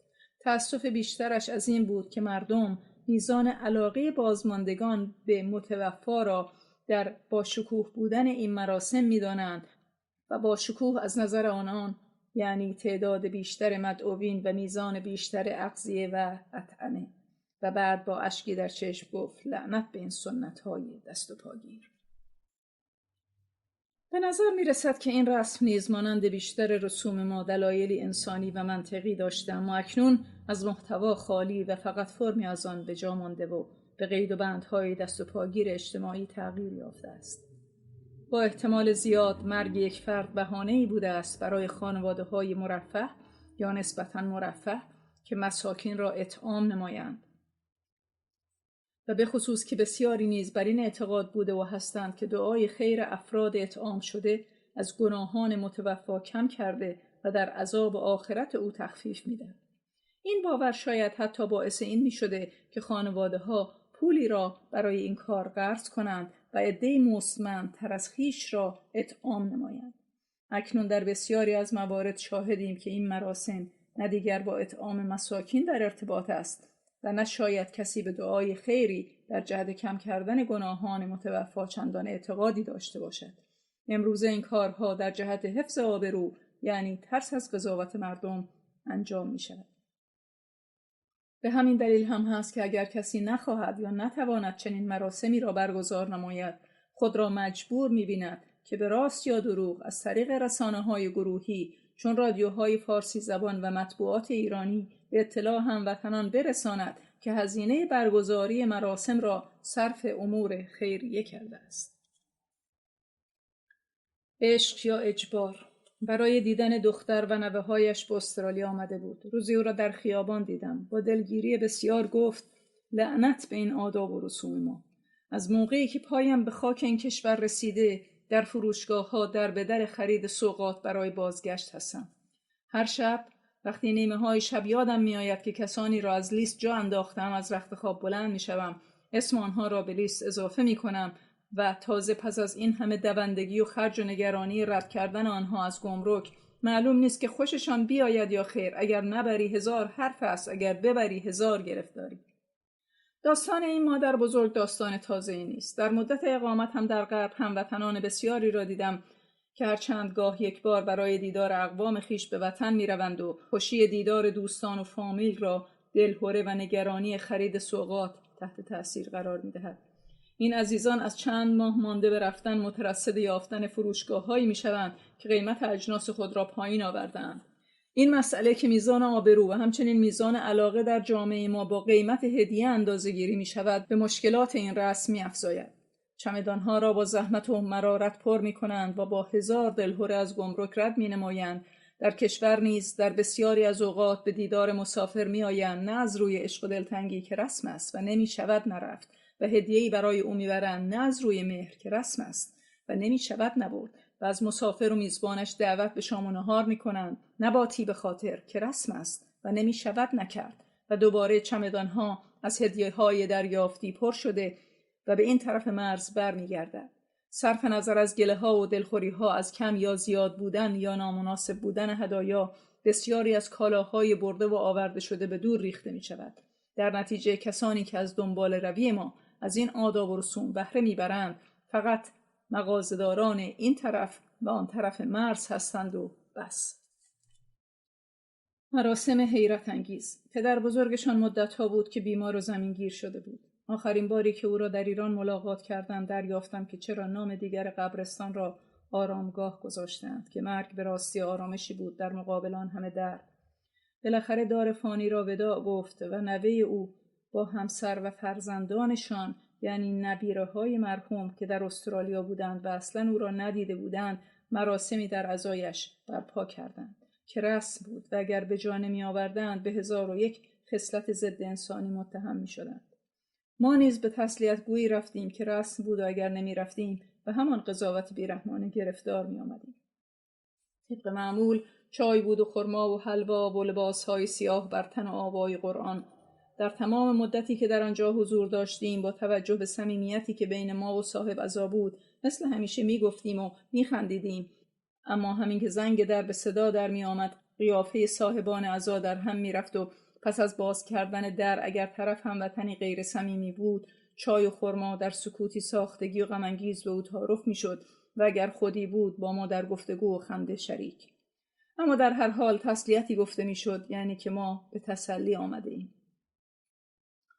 در راه بازگشت برای 2 فرزند نوجوانم که از دیدن این دوگانگی رفتاری حیرت کرده بودند گفتم که این مراسم در شرایطی به وجود آمده اند که 2 و گاهی 3 نسل در زیر یک سقف و یا در یک خانه بزرگ زندگی می کردند. این نزدیکی ها احساس عاطفه و عشق زیادی بین آنها به وجود می آورد، به گونه‌ای که فقدان یک شخص فاجعه‌ای بسیار تأثیرانگیز بود.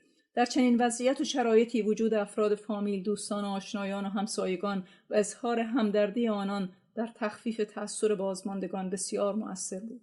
اما امروزه اگر می‌بینیم که عده‌ای بدون وجود آن همزیستی‌ها و نزدیکی‌های عاطفی از همان رسم‌ها پیروی می‌نمایند، به خاطر ترسی است که از قضاوت دیگران در مورد خود دارند.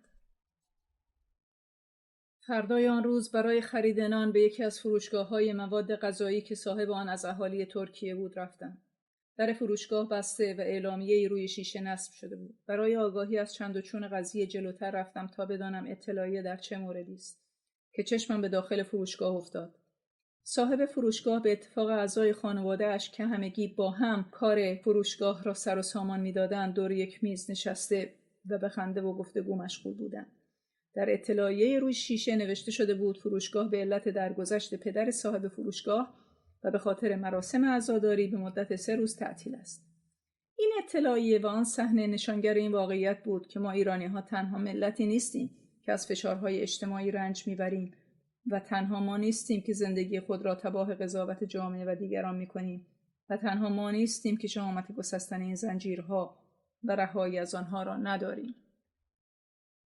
تعطیل چند روزه کار در هنگام وارد آمدن مصیبت، مانند بسیاری از رسوم بر اساس دلایل بسیار انسانی، یعنی در راستای تسکین تعلم و غم بازماندگان شخص از دست رفته، به وجود آمده است.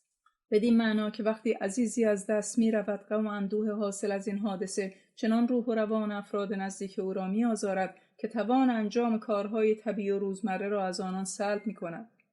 با توجه به اینکه مدت زمانی برای شخص مصیبت دیده لازم است که بتواند به تأثیرات خود فائق آمده و کارهای عادی خود را از سر گیرد و در ضمن نبایستی این مدت آنقدر طولانی باشد که در کارهای اجتماعی شخص اختلالی به وجود آورد، این امکان به شخص عزادار داده می شده که برای مدتی کار خود را تعطیل نماید.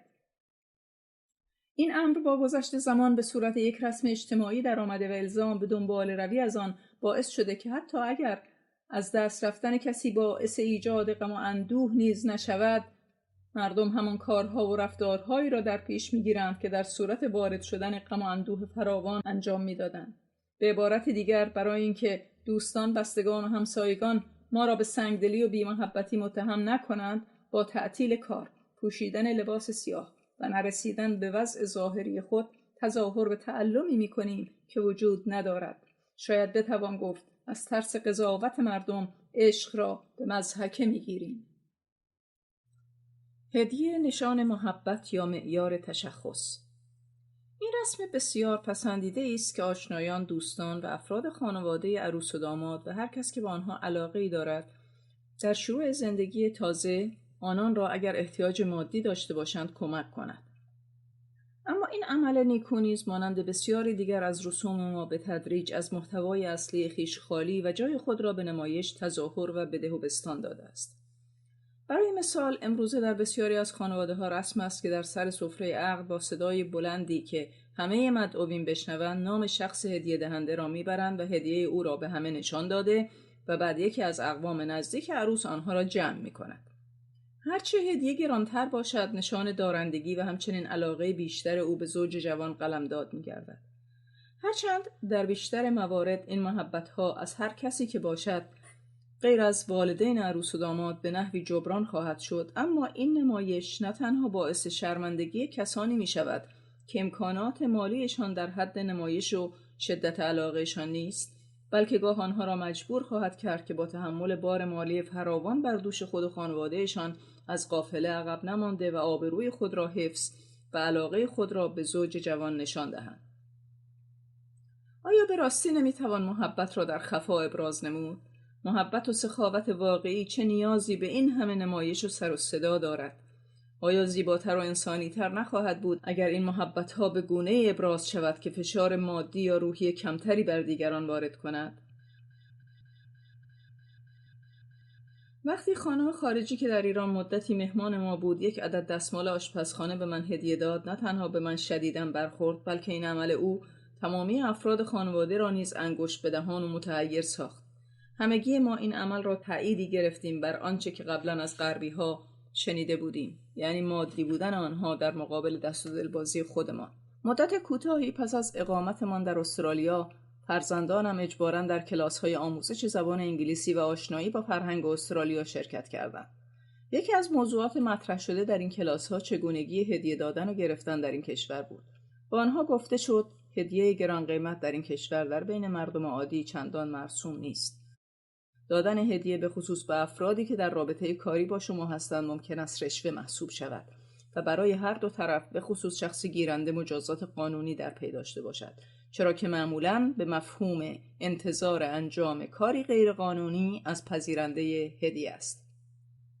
بیشتر مشاهدات من نشان دهنده این واقعیت بود که در اینجا نه کسی در قید و بند دادن هدیه گران قیمت است و نه کسی در انتظار گرفتن آن. در بسیاری از مناسبت‌ها با یک شاخ گل یا یک دسته کوچک گل، یک بسته شکلات یا هدایای ارزان قیمت دیگری در حد قیمت یک یا دو عدد ساندویچ محبت خود را به یکدیگر نشان می‌دهند. پس از مدتی زندگی در میان اینا متوجه شدم که ما ناخواسته برای این دست و دلبازی و محبتمان، یعنی برای هدیه دادن به یکدیگر، بهای گرانی می‌پردازیم. این بها عبارت از زمانی که برای انتخاب یک هدیه مناسب صرف می‌نماییم، نگرانی از اینکه آیا هدیه خریداری شده مورد پسند و استفاده هست یا خیر، هزینه‌ای که صرف خرید می‌کنیم و بالاخره انرژی، اعصاب و وقتی که در دلگیری‌ها، توقعات، منت‌گذاری‌ها، گله‌ها و غیبت کردن‌ها در مورد آن تلف می‌کنیم. و اینها همه این سوال را به ذهن متبادر می‌کند که آیا این به اصطلاح دست و دلبازی‌ها که با کمی تعمق می‌توان دید در اکثر موارد به ده و بستانی بیش نیست، به این بهای گران می‌ارزد؟ به طور کلی اگر بتوان دو هدف را برای بردن هدیه در نظر گرفت، یکی نشان دادن محبت و دیگری برطرف کردن مایحتاجی از خانواده یا فرد مورد نظر، میتوان نتیجه گرفت که اگر فرد یا خانواده مورد نظر به لحاظ مادی در سطحی باشند که خود بتوانند مایحتاجشان را برطرف کنند، آنگاه مسئله رفع نیاز منتفی می شود و فقط میماند اظهار محبت که این نیز با چیزهای بسیار کوچک میتواند خود را نشان دهد. مثلا یک شاخه گل یا یک گلدان، یک کتاب یا یک فیلم خوب.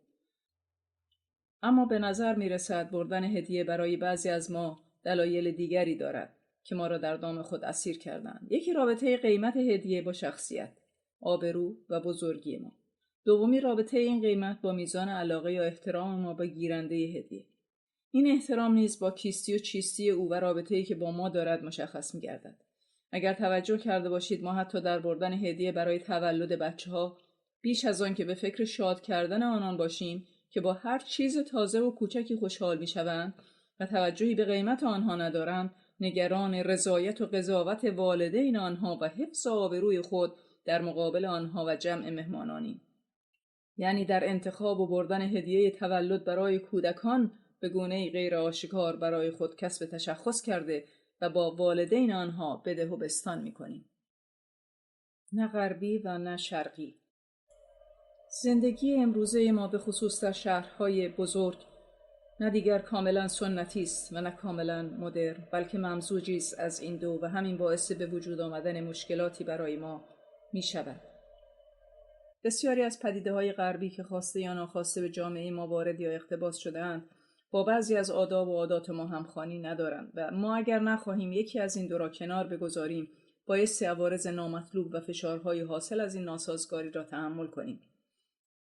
یکی از بارزترین نمونه‌های تداخل فرهنگ سنتی و مدرن را می‌توان در زندگی خانوادگی و در فشاری که زنان در این خانواده‌ها متحمل می‌شوند دید. توضیح این که در غرب بسیاری از پدیده‌های زندگی همزمان با ورود زنان به بازار کار تغییر کرد.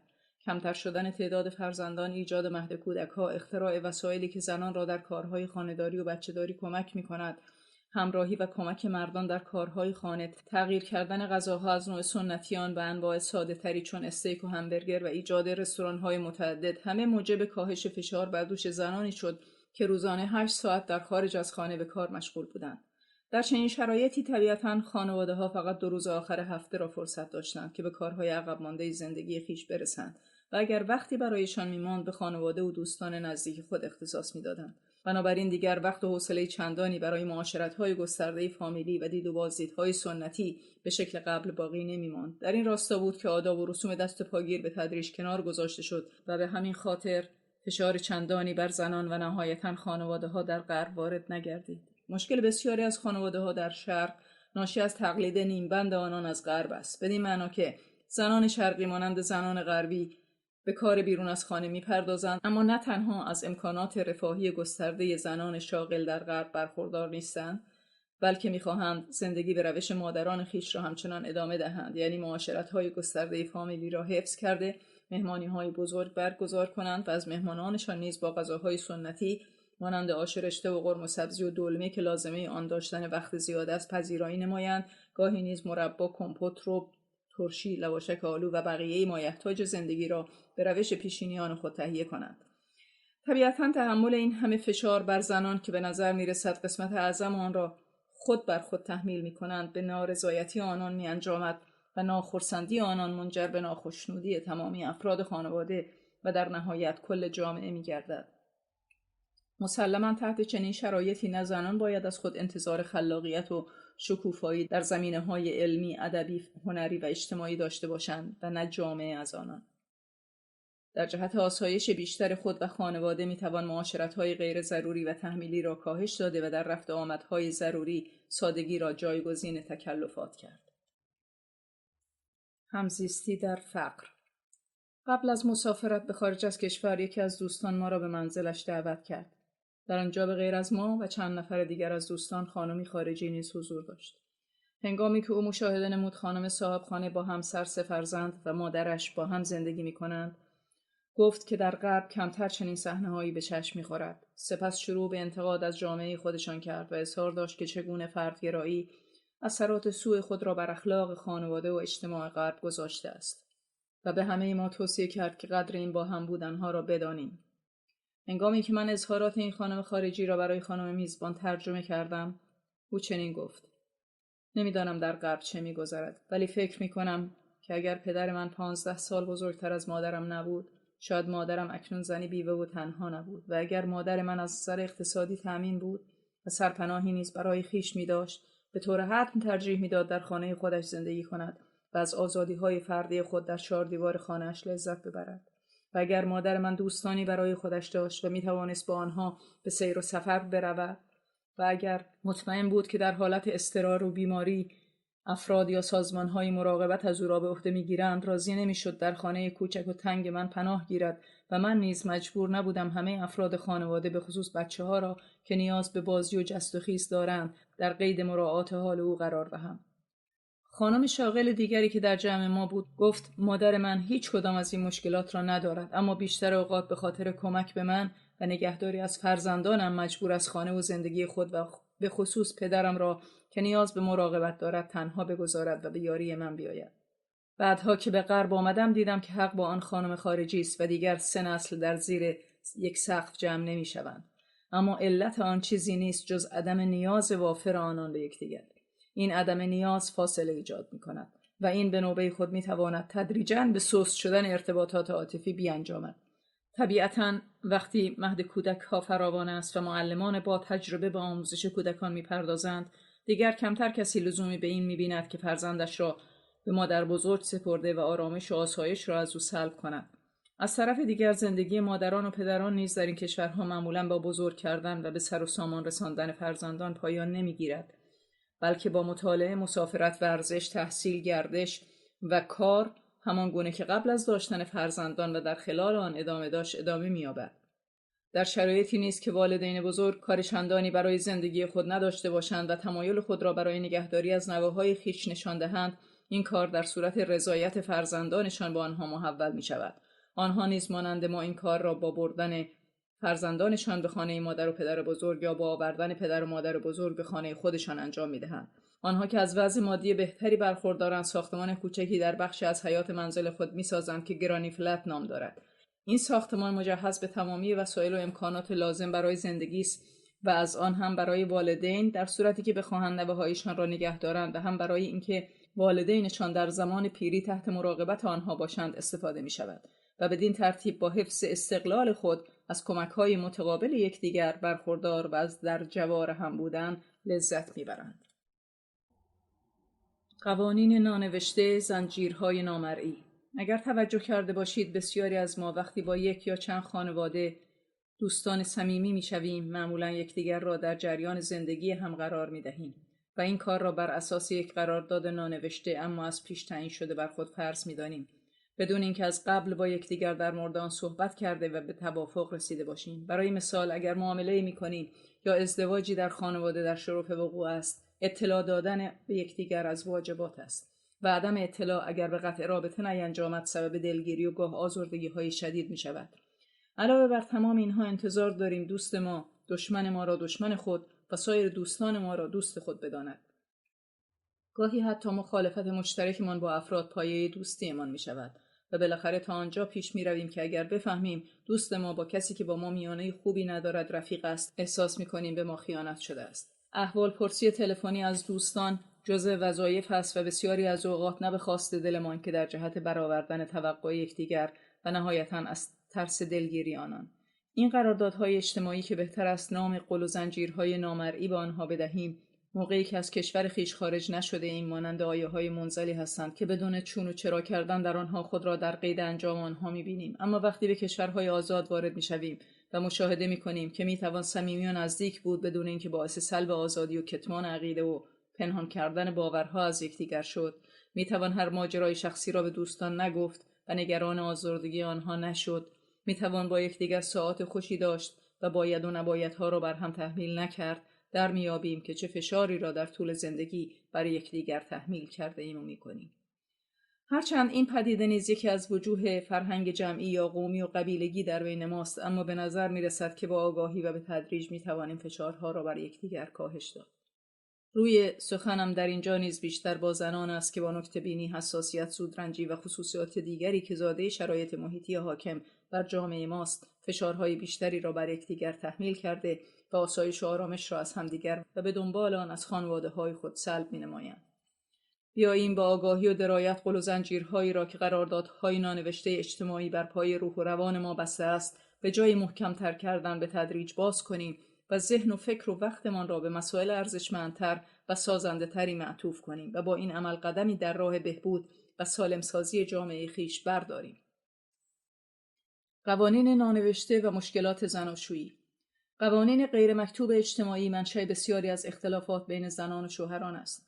دختر و پسر جوانی که می‌خواهند ازدواج کنند هر یک برای دیگری شرح وظایفی در ذهن دارد و انجام آنها را از او انتظار می‌کشد که دیگری از آنها کوچکترین اطلاعی ندارد. این شرح وظایف نانوشته و صحبت ناکرده و به توافق نرسیده است که جوانان را پس از ازدواج دچار آن همه اختلاف، بحث، درگیری، مشاجره و سردرگمی می‌کند. به طور حتم اگر جوانان قبل از پیوند زناشویی در مورد انتظاراتی که از یکدیگر دارند با هم بی پرده صحبت کنند، بسیاری از مسائل برایشان روشن شده و این خود به بهبود روابط آنها و استحکام بیشتر کانون خانوادهشان می‌انجامد. پایان باب دوم. لازم به ذکر است که پاورقی‌ها به دلیل وقفه‌ای که در خواندن نوشتارها به وجود می‌آوردند از فایل‌های صوتی حذف شدند. از آنجا که این پاورقی‌ها حاوی نکات جالب و همچنین توضیحاتی در جهت رفع سوء تفاهم‌های احتمالی خوانندگان است، از علاقه‌مندان تقاضا می‌شود به نسخه چاپی کتاب و یا فایل‌های نوشتاری آن که به صورت PDF در کانال تلگرامی در اسارت فرهنگ قرار داده شده اند رجوع نمایند.